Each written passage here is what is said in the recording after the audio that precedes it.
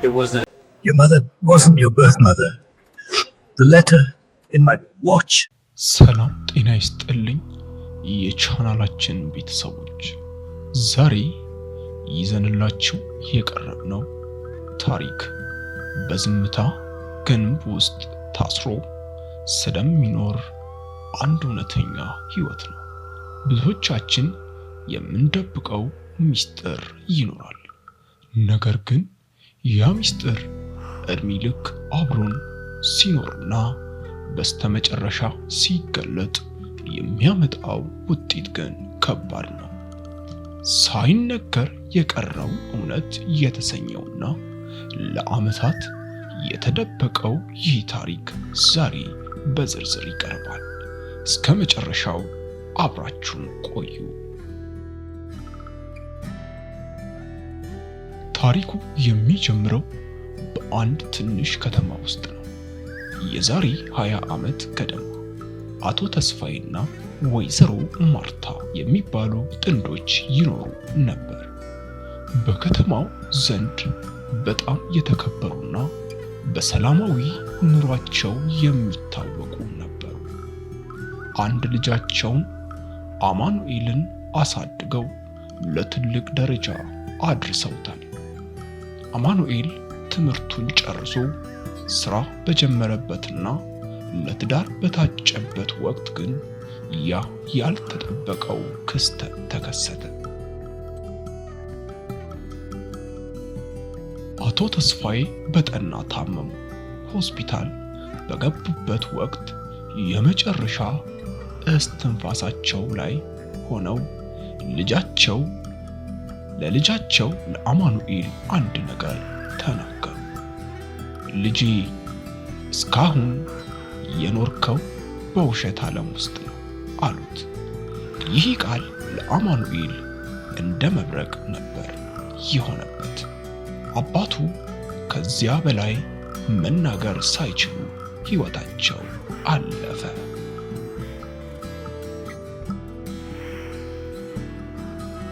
ከቀብር በኋላ አማኑኤል ሰላም አጣ። በውሸት ዓለም ውስጥ ነው የኖርኩት የሚለው የአባቱ ቃል በጭንቅላቱ ውስጥ ይመላለስ ጀመረ። እናቱን ወይዘሮ ማርታን ቢጠይቃትም እሷ ግን በለቅሶና በዝምታ ታልፏለች። አማኑኤል የአባቱን የግል ሳጥን መፈተሽ ጀመረ። ከብዙ ፍለጋ በኋላ በአንድ አሮጌ መጽሐፍ መሃል የተደበቀች ትንሽ ቁልፍ አገኘ። ያቺ ቁልፍ በሰገነቱ ላይ ያለችውን ለዓመታት ተቆልፋ የቆየችውን የእንጨት ሳጥን የምትከፍት ነበረች። ሳጥኑን ሲከፍተው ያገኘው ነገር ግን ሙሉ ሕይወቱን የሚቀይር ነበር።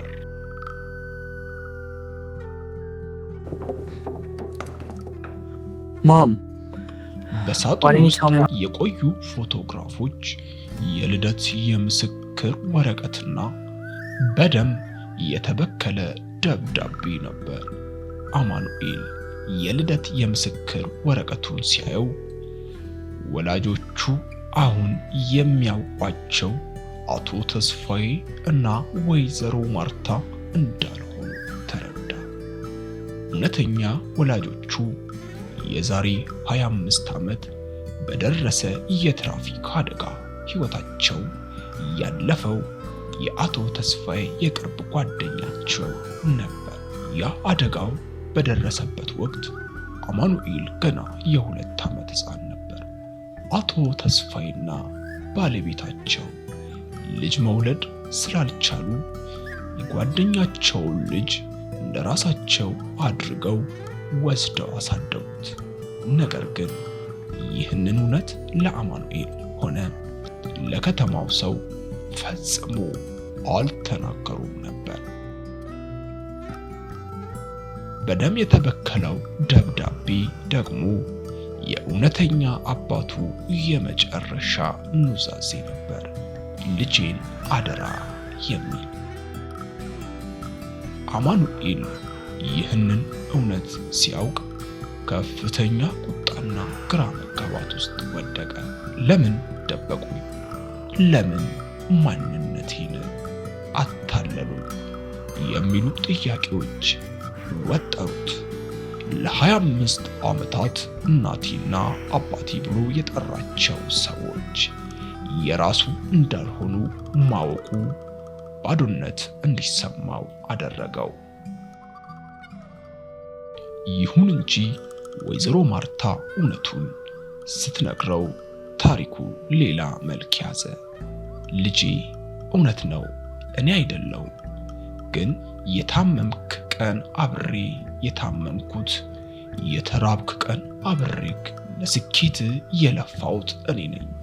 እውነቱን የደበቅነው ልናጣ ስላልፈለግነው አለችው። አማኑኤል ለቀናት ካሰላሰለ በኋላ አንድ ትልቅ ውሳኔ ላይ ደረሰ። እውነት ማንነቴን ማወቄ ጠቃሚ ቢሆንም ላለፉት 25 ዓመታት የተሰጠው ፍቅር ግን ከደምና ከስጋ በላይ መሆኑን ተረዳ። አቶ ተስፋዬ እስከ መጨረሻው ሰዓት ድረስ የደበቁት እውነት አማኑኤልን ላለመጉዳት ካላቸው ጥልቅ ፍቅር የመነጨ ነበር። አማኑኤል ወደ ወይዘሮ ማርታ ሄዶ አቀፋት።